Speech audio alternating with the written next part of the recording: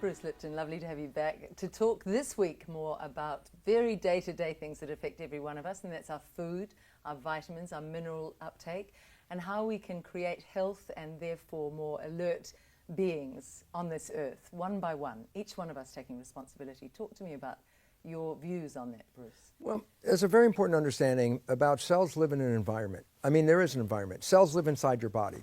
And I say, well, what's the environment that cells live in? Well, being a person who grew cells in tissue culture, I had to learn about the composition of the environment.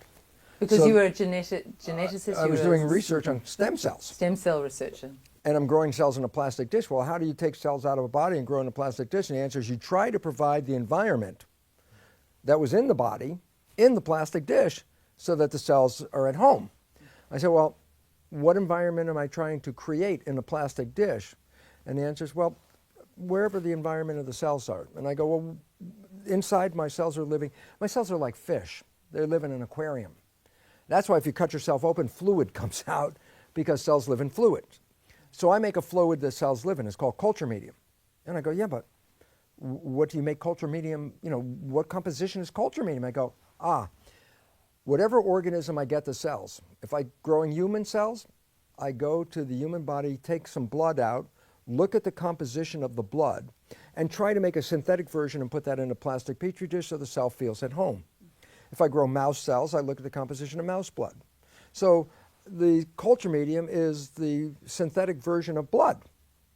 I said, well, then in growing the cells, I really, try to make the best culture medium I can get, which I tell the audience. I said, first of all, number one, I don't buy my ingredients at Kmart. I buy the very best ingredients to make the most wholesome blood equivalent in the body, because this is the vitality of cells. It's the environment they live in. If you live in the world and put all kinds of toxic things into your system, industrial farm produce with all the toxins that they spray on these things. Yes, I'm eating food, I'm also eating all the toxins with it. The amount of sugars that we have in our system, it's completely an abnormal understanding in the body to have that much sugar. Until we did farming as an agriculture, as an industry, there wasn't really any sugar for people to eat. I mean, fruit, which is nature's sugar, but that was only a short period of time, and you could eat that fruit real quickly because it's not going to be there very shortly anyway. Then we buy all this sugar, and then we start to find out this is completely abnormal. But if you start putting it in your body, your body gets, remember, everything is in harmony, balance, ecosystem. It's all in balance, inside and outside. If I throw the inside out of balance, then my cells are not living in harmony. Cells in harmony, by definition, are cells in health. Cells in disharmony are the precursors of disease. So the first thing is this: what am I creating as an environment for my cells? Meaning, what am I putting in this system? Well, there's food, nutrition, and elements like that. And I say, well, good. Now look at what's out there and what's available, and I can tell you some of these things are really good because they're grown organically and in a natural way. Some of these things are not good at all. Chemicals added, additives of all kinds, sugar added beyond belief.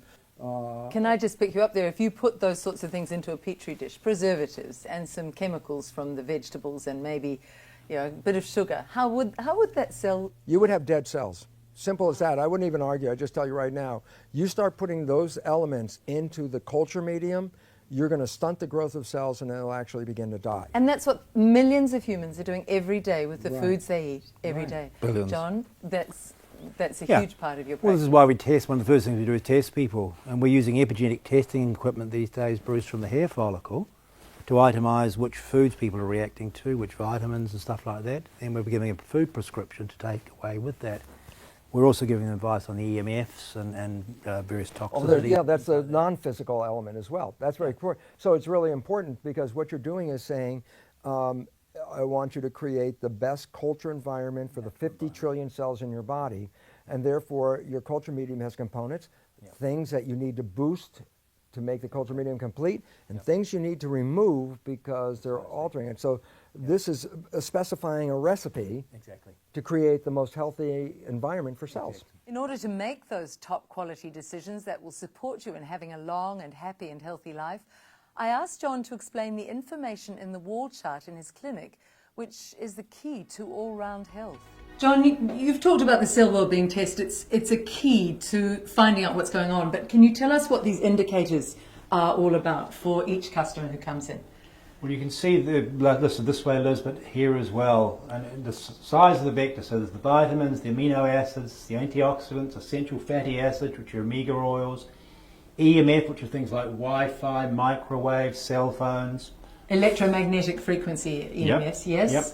Food at an epigenetic level, microbiology. Explain that, food at an epigenetic level. Well, food that's taking more energy to digest than you're gaining benefits from. And that means it's a deficit. You're going backwards eating that food. So eating a high sugar diet might be giving me poor nutrition, but taking a lot to break down my body. Well, that's at the very basic level. There are some foods that we suggest you avoid for 90 days. Right. Then the microbiology, which is parasites, viruses, bacteria, etc., post-viruses. Minerals, we all know about the minerals. And then the toxins, that could be radiation, it could be chemicals, or it could be metals. So we get this wonderful graph, but how? What happens when I come in for a cell wellbeing test? Okay, well, all is involved. We take a hair follicle, scan it off to the supercomputer in Germany, and they rationalise that and put a really easy to read digital section of graphs together, which, as you can see from this one here. Just from my hair, you can analyse all of these indicators? Not just the hair, it's the follicle. There's a lot of rich nutrition running through the follicle of the hair. It's very close to the brain, and the brain needs the information coming from the body. It's extraordinary. So you've got cerebral fluids and whatnot in this general area. And then it breaks down, and all of these are broken down to their own graph, prioritising. So you can see from this just how important the system is. And each person's graph will be very different. Completely different, and from one set of tests to the next. So we may retest a month later. If they haven't been following the program, we can see straight away. So somebody who's sitting over computers all day long might have very high vector on this EMF. Extremely high, extremely high. It could be the Wi-Fi level, the computer monitor, or people are sleeping with these in their bedrooms. So you can see the effect of that. And of course, we all need to look at our antioxidant levels, our vitamins and mineral levels. Yep. How do you sort it when there are so many issues coming through on this test? Well, we start with the priorities, and you can see here where it's prioritised. Anything with a P means priority. Anything with an A is an advisory level. So the number one priority of this person is the vitamins. Number two is their food. Number three is the EMF, and we start off at those levels. So the food, of course, obviously we're recommending things like drinking lots of water and taking digestive enzymes and probiotics as well. And then you can, as you say, analyse again in another month or so and keep a running tally of how people are doing. We use as an introductory test, and then we'll look at things like the hormones and oxygen levels after this. Thank you, John.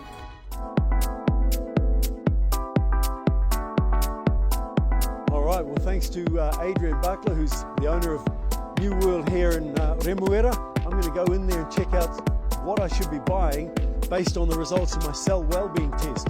It was really cool to see them come back, so let's find out what they mean. John's not around, but I can't help myself in objects like this. I think it's part of my genetic makeup. Okay, Bruce, I've got the trolley now. So we're working off your meal list now. This is the foods you've been recommended to eat. Yeah. So we're trying to get organic where we can. And they get a good range in this shop. They've really made a lot of effort to get organic. So this is a very good brand here, Lawson's. I know the grower. You can rely on this food here. Cool.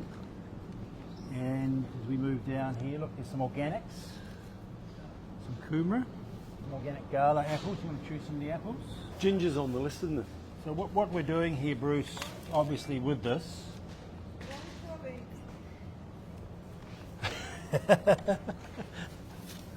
Is that the same brand as that one? Yep. Oh, Yep. yeah. True Earth, curly kale, from your list here. Oh, curly kale. Now we want a balanced variety of greens because they've all got different nutrition in them. I've always been on, well, for many years, I stick with the free range. Here we go, look. It's Oh, Bostock here's a chicken, Bostock. organic chicken. Okay, now let's get on to your nuts and seeds. Your omegas are very good, but let's aim for some organic olive oil and organic buckwheat. So this is the organic section, as you can see. Here we go, there's a beautiful quinoa for you. Do you like tamari? It's a nice flavour nuts. Yeah. You do like the tamari? Organic friends, yep. Okay. Organic pavlova. And the dark chocolate, wasn't it? So these are Right. good fast foods for you, Yeah, rather than yeah, going to a takeaway bar and your fast food. What about things like a coleslaw? Coleslaw's fantastic, very, very good food for you, but ideally you want to be going for food that's fermented as well. What about things like olives and stuff? Are they kind of a Beautiful food, okay? Yep, absolutely. So is there anything else you can think of out of your list here? Some spirulina. You can head over to Peter Chaplin's later on, and he'll show you how to prepare some of this food. So Bruce, we're here with your cell wellbeing test to show Peter Chaplin and to talk about the foods that are good for heart health. But Peter, I really want to start with you just briefly before we get to Bruce, your background and your interest in the beautiful foods you're preparing here. My background on a personal professional level of food is I became a vegetarian before I became a chef, but I really, really wanted to be a chef.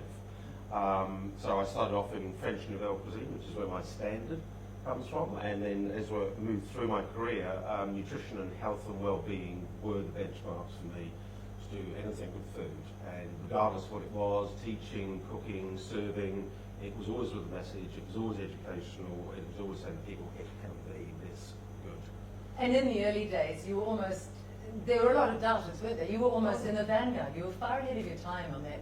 Food is your medicine. Absolutely. That's, as we briefly said before, you are what you eat. It might sound dated, it might sound cliched, but you are what you eat. And if you want to look after yourself and you want to maintain your health and carry it all the way through your life, which you should be able to do, eat great food, eat fresh food. Let's have a little look at the foods we've got in front of us, because something you said to me just off air, which was beautiful, was you can still eat all this food because this is the kind of food you were always committed to. There's no gap between what you feed yourself and what you offer the public. Not at all. Musical Knives in its touring form of rock and roll is exactly the same, in its restaurant form is exactly the same, and in its teaching form. It was me trying to show people food and say to them that you can do this yourself. You don't have to be a chef, you don't need to be highbrow about it. This is common food for common people. The rock and roll reference was you cooked for Madonna, and now you're going to help a Lord of the Rings star. So let's say, Bruce, what are the big things you're worried about when it comes to preparing foods? Kind of my downfall is preparation, dedicating myself to just doing a preparation. Every time I do take the time to do it, it's like, oh, that didn't take long at all. But also then what I see with what you've done here, and you explained a couple of the dressings, the way you spice up the taste, because that's what I get the olive oil out and go, how do I make it taste okay? Well, you've explained that off air. Can you do that on air? Because we want to hear what you put in here. Okay. So legumes, for instance, one of the absolutely essential foods. Which is one of the ones I need to boost myself on too. Absolutely. And this is a beautiful, beautiful South American butterbean lima bean dish. It's got roasted olives, red peppers, red onions through it, carrots, balsamic vinegar, lots of olive oil, and fresh coriander. And simple, not hard to. Not hard at all. You mean your options are you either buy the beans that someone's already cooked for you and start from there, or you buy the beans raw and soak them overnight and cook them. But the rest is simple. And like just looking at that, I doubt I could eat half that and not be totally full. If you ate half of that, Bruce, I'll be amazed. Yeah. You'd have to have been starving for 2 or 3 days. So as opposed to having to pig out with things like, yeah. All you would need from this, is 2 or 3 spoons of this combined with the grain, with the rice, and there's a whole complete little protein. And a lot of the fast foods, people need to eat more because the body's saying this food is just empty calories, it's got no vitamins, it's got no minerals in it. Give me more food. There are signs in your body that when you do eat food, it tells you that you've eaten enough food. And if you're not eating the right food, those signals are not going to go off at all. And that when people keep eating and then they completely break down that system within their body, you shouldn't be eating a lot of food. But if you have high nutrition, high quality, vitamin-filled food, your brain registers. I'm pretty sure, as you're saying. That looks so amazing, eh? And so can you tell us about some of the other salads, Peter?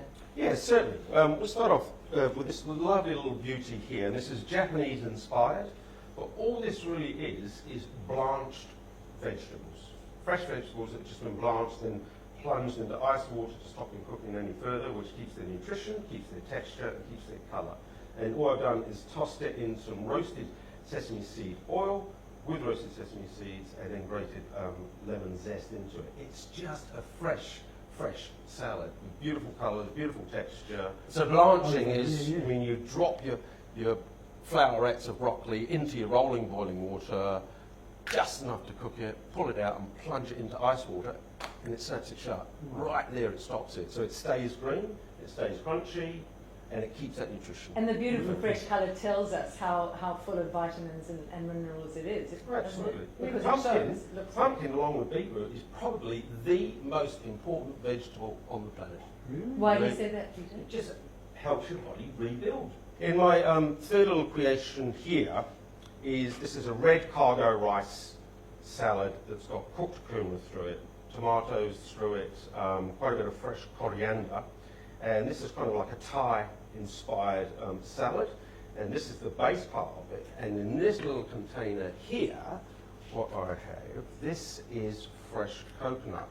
So those lovely little white coconuts that people juice and take the juice out of, I do that, and then I take the interior out, slice it all up, mix it in with the coconut yogurt and put lime zest through it, and then you place it on the top of the salad and then you mix that through. Making a mouthful, isn't it? Yeah. And this is important because part of what's on your wellness plan, a lot of kumara, actually, a lot of kumara, beans, lots more greens, lots more vegetables. One of the inspirations for me and the driving force of becoming a chef and being interested in nutrition and health was that it's a human language, it's a human value, it's a human currency. And I'm so glad that I have a human input into what is my professional output. That is actually the real driving force for me of connecting with humans on that level. So Bruce, do you feel you can do this at home? Yeah, absolutely. Well, at least give it a go, but totally, just seeing the stuff. Man. That's all right, Bruce. Just give me your address, I'm coming around. I'll bring my knives in. And if not, Bruce, you can nip down to the supermarket and buy Peter's. I want to become a chef just after seeing that. Thank you, Peter. Pleasure. Wonderful. Well, we're already at the end of the fourth episode.